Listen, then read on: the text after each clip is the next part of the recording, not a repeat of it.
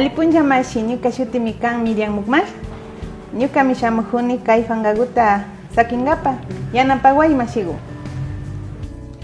Disculpe, buenos días. ¿Podría decírmelo en español? Lo que pasa es que no lo entiendo.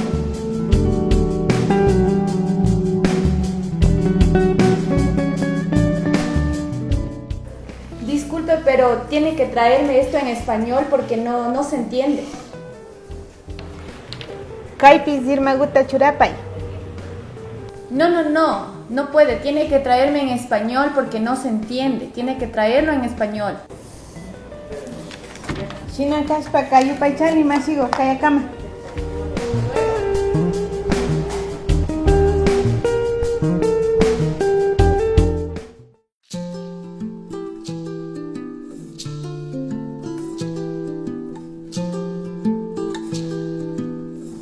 Chaykunamanta ñukanchik mushuk políticas públicas lingüísticas shutijawa mutsurinchi. Ñukanchikpa kichwa runakunaman kichwapi yanapachu. Shinallata ñukanchikpa kichwa runashimi tukuy llamkay ukukunapi rimachu. Chayta ministinchik. Por esto y más necesitamos la creación de nuevas políticas públicas lingüísticas en Imbabura. Para que nuestra gente sea atendida en nuestro idioma. Asimismo, para que el uso de nuestro quichua esté en todos los espacios, tanto públicos como privados.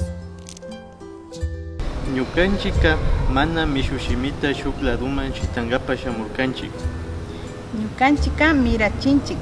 Shinallata ñukanchipa kichwa shimita Ecuador mama llaktapi paktallakachu munanchik. Ñukanchipa runa shimika mana wañuchin, pero shinapash wañurihun.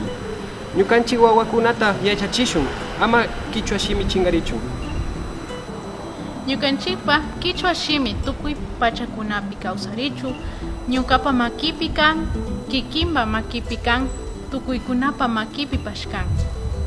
Ñukanchikpa kichwa shimita mana shinchiyachikpika pita shinangacha.